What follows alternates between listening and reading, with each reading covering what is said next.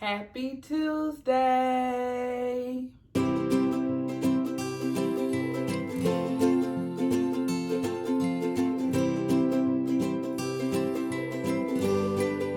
Hi everyone, I'm Sissy of Chrissy and Sissy, and you're watching Chrissy and Sissy. As you can tell by my office in the background that, of course, Chrissy is not with us on this week. We ask that you just pray for her family. I know that some of you all pray for us and give us encouraging words, but just send Chrissy all of your love right now. Send her family all of your love right now and prayers as they are going through a difficult season. But we know that God loves us and that God cares for us and that anything that we go through, God is always there for us through the good times and the bad times, all right? We love Chrissy. You all know I love Chrissy. That is my big sister. And one thing I'm so grateful for is how strong she is, how she is a strong mother, a strong grandmother, a strong wife, a strong daughter, and a strong niece. So Chrissy, we love you over here. And you know, anything that you need, I will always be here for you. All right, you guys, I just wanted to get that out the way. I have an amazing task for you all on today. I have the task of doing the Sunday school lesson by myself. And as I try to say, I don't want to be before you all alone. I don't have my partner who can help me and feed off on each other. So I pray that you guys enjoy the Sunday school lesson. Before we get started, I just want to thank everybody for subscribing to our YouTube channel. If you have not, go ahead and subscribe now and hit that notification bell. Also, make sure to like, comment. I also want to thank everybody for following us on all our social media platforms, which are at the bottom of the screen. And if you are not following us, what are you waiting for? I want to shout out Linda Wicker, who commented on us. Thank you, Sister Linda Wicker. I hope you are, I know we're sisters in the Lord, but I don't know if you're an evangelist or anything else like that, or a missionary, but thank you, Linda Wicker, for just shouting us out. And thank you for that encouragement. So we are in our Sunday school lesson, you guys. We are in the Book of Proverbs. And Proverbs is where we get a lot of wisdom from, okay? So I tell one of my friends this, and maybe I've shared this with you all before, okay? Really remember. But you have people you have two different types of people, I feel like, in this world. You have those that listen to elders when they tell them something and they go, okay, they said don't do it, so I won't do it. Then you have the other people that when the elders tell them something, they're like, well, I'm going to see for myself. So I'm one of those people that I believe what a person says when they say, don't touch the stove because it burns. Okay, I won't do that. I feel like I learned that lesson and I have passed that test. But the other people, they have to get burned. They didn't learn. Okay, I got burned. But the Sunday school lesson is teaching values. And the lesson is called, for the teenagers, Mother to Son. And that's taken from the Langston Hughes poetry that he did. And in our lesson, we talk about a young man whose aunt is telling him, I think it's actually amazing. The aunt name is Chrissy with a K. And the aunt is telling him, like, while they're going to the mall, like, you need to make sure that you're also reading. And so at the end of the story, we leave with him getting back from the mall and going, let me open up this poetry book and read on page 79. Let me read this Langston Hughes this poem called Mother to Son she was talking about. But you know, we have to listen to our elders. We have to seek wisdom. The aim from this lesson, it was the attitude. What we need to know, discuss the advice given in the lesson that promotes godly wisdom. And I wanted to hit on a couple points. How to think, right? So in our lesson, I love how they broke it out, like how to think. So here we have in Proverbs. Here we have in Proverbs 15, 21 through 33, our Bible basis, and it's telling us for the teenagers, our Bible basis telling us that heeding and practicing the advice offered in Proverbs lead to positive outcomes. Somebody told like this: sin has instant gratification. Um, so what does that mean? You're instantly, happy. Instant gratification. You got what you need. If it's pride, if it's bad mouthing anyone, right? All of that. It feels good to the flesh, but it has delayed effects on it.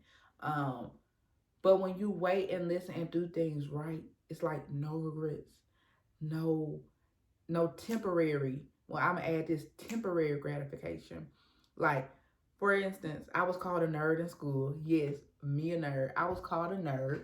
I didn't look like this, thank God that for the glow up, right? I didn't look like this, but I remember being called a nerd and, oh, you really doing your homework, or you're really choosing to go to praise dance practice instead of doing this. And God always blessed me for being obedient and doing what's right. I focused on my schoolwork. I did not get a full ride scholarship to college. However, I walked away from college debt free, right? I walked away from my undergraduate degree debt free. Somebody could have said, well, you did all that work in high school and you didn't get a full ride. But look how when you're patient, and you don't run after things, you don't have to run after your blessing, right? Like, we sing the song, reach up and grab it, like our blessing is there. But God has when we do what is right, God has our blessing already. It's like Christmas. It's already under the tree waiting on us, right? And I loved how somebody put it. They put it that way because I was like, that is true. But I always surrounded myself with wisdom, godly wisdom. But yes, first let's trust the good advice. Let's trust the godly advice. And remember that it's just not mere advice, that it's intended to help us. So them saying study, go to class, do good at school. Because I'm a teacher now, so on the other side, when I see children, they may not be the smartest, but when I see them working, like I have to tell the parent this week, your child works. They works.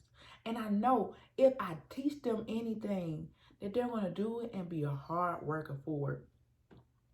Honor your elders. I respect my elders. I love them. Even in this season I'm in now, I just lean on the women in my life to help guide me through this season right now.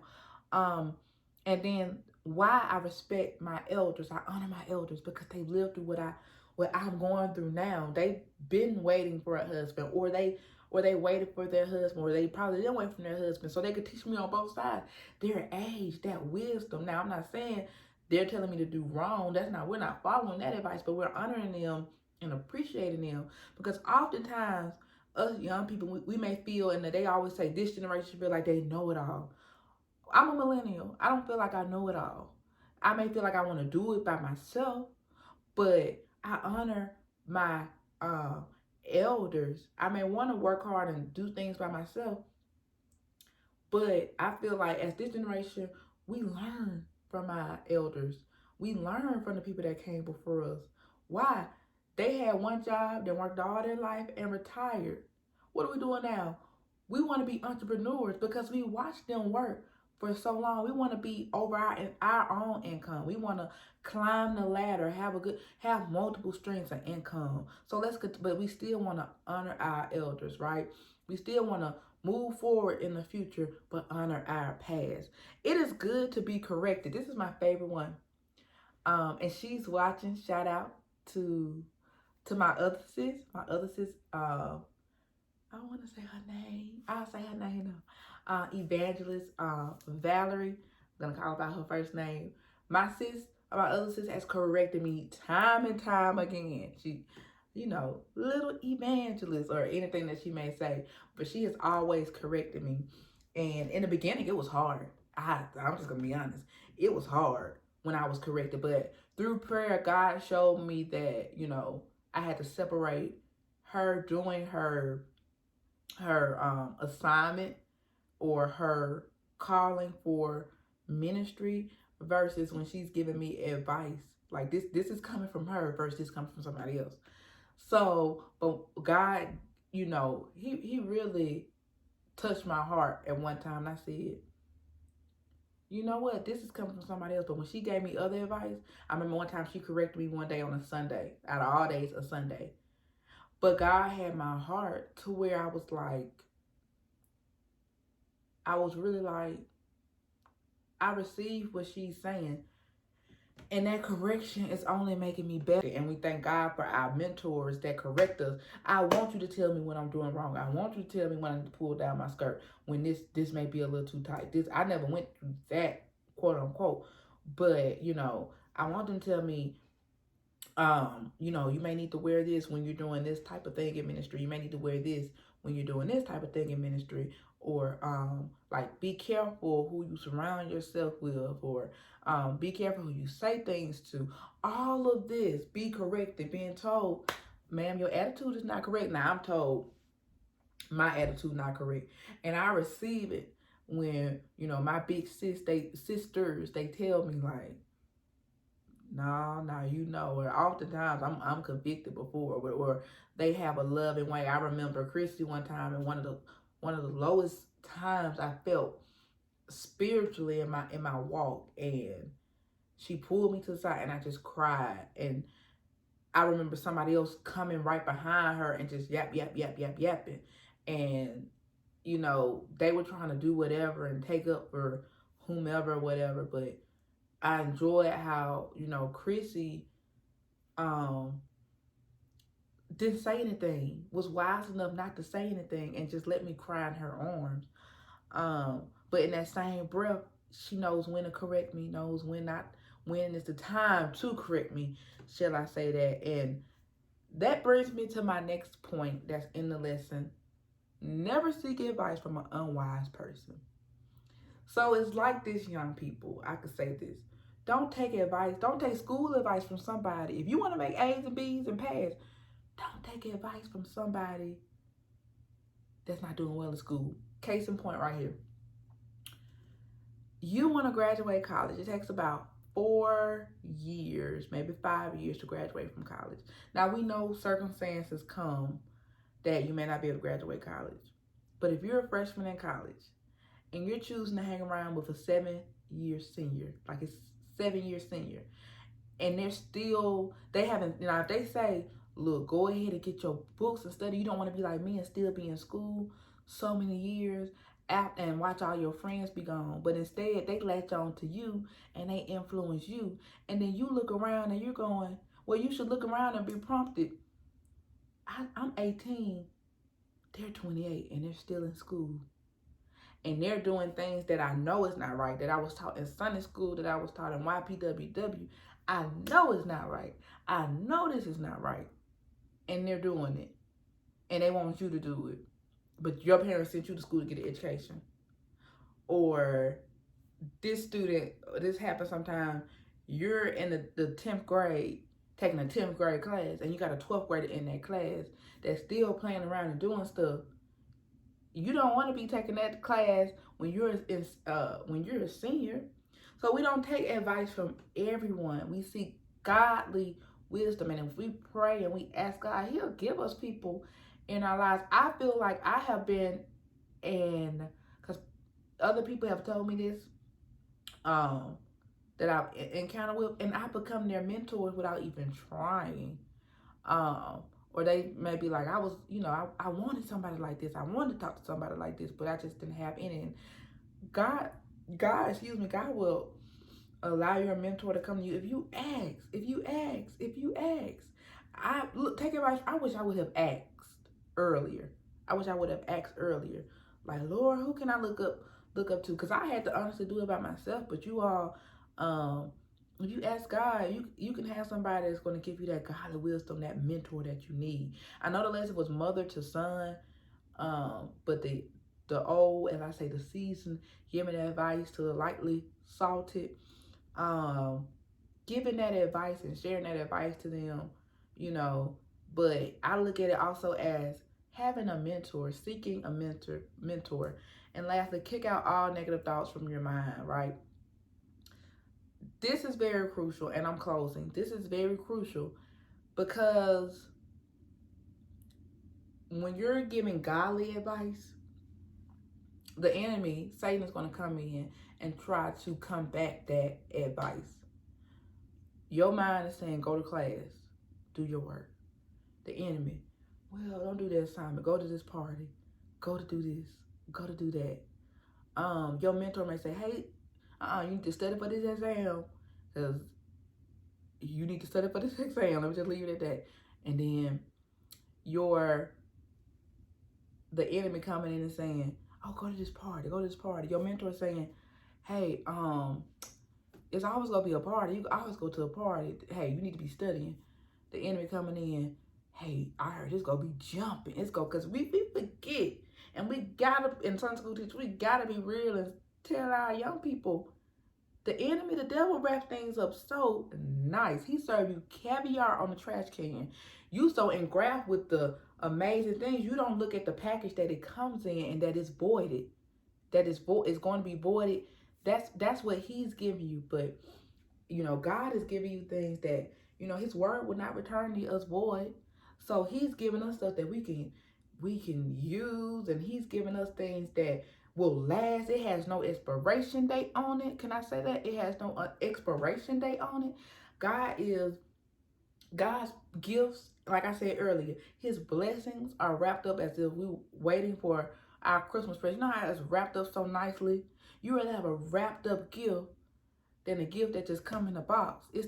But the enemy has a way of showing us, hey, look at this, what I got over here. It's really a mirage, something fake, something that, will not last, something that is instant gratification, but it does not last, right? So I want to leave you all on this. I know in this lesson I gave you all a lot of stories and life applications, but continue to read the word, read your passage, but ask God for those mentors. We talked about from generation to generation, giving knowledge from generation to generation, but here in Proverbs 15:21-33, they was talking about heeding that advice because it leads to positive outcomes. When you listen, one thing to discern is your heart, and when you pray, your discernment, pray for that discernment, you'll know when something's not good for you to do. My dad used to tell me at a young age, Janice, you have discernment. You discern things. I remember one time, and I'm closing on this. Y'all know I always have a life application. I'm closing on this. It was prom night. I did not go to my prom, but somebody had their prom, and I didn't want to go with them. And they said, hey, let's meet up at the prom. Our prom started at 7. And so I think he was ready to leave at like 9 something. And I stayed 30 minutes on the other side of town. And I told my dad I was going to go with him and stuff. My dad was like, okay. He was just kind of quiet. He said, you sure? And I was like, yeah, I'm going to go. I ended up texting the guy when he was on his way. It was like, it got later and later. So it was like 9:30. It wasn't even 9 o'clock. And I was just like, hey, yeah, I'm not coming to prom. You don't have to come pick me up. I'm not coming to your prom after prom activities, right? And my dad brought that up to me years later, and he said, yeah, remember that time that they tried to let you get out or go out or something like that, and it was real late, and he said, I didn't tell you to do anything. You just said, Dad, I don't think it's a good idea for me to go. And that was me, 18 years old, and me being in settings like this in Sunday school and talking to my mentors and my teacher and the people at church that were good for me, and them saying, pouring into me, and all of that was poured into me. And then when I was faced with temptation, all their words, all of those lessons I learned came back. All that wisdom came back and was like, and it turned to a positive outcome, excuse me. It turned out to be a positive outcome.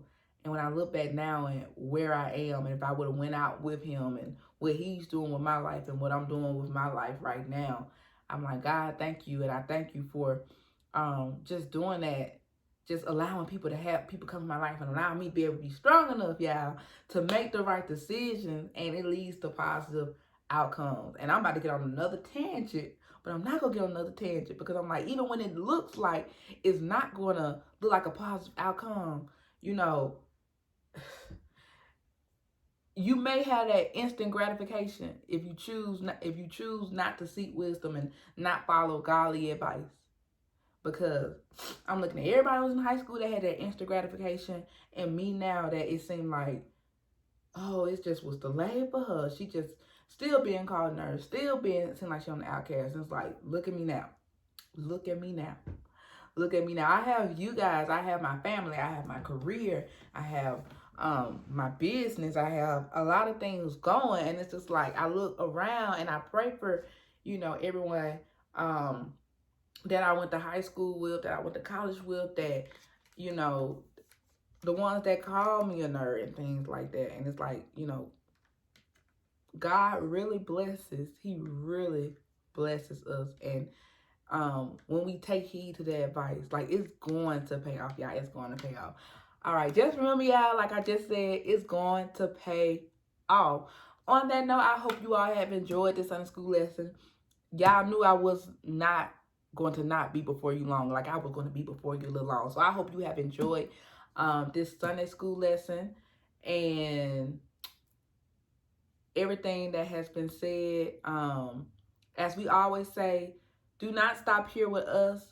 Study Sunday school lesson for yourself. I got out of it, hey, we all need mentors. We need some mother to son, elders to child. We need mentors to mentees. We need someone for us to glean godly advice from you all. So do not just stop here with our Sunday school lesson. Get into the lesson for yourself and be that light in your classroom, whether it's in person or virtual.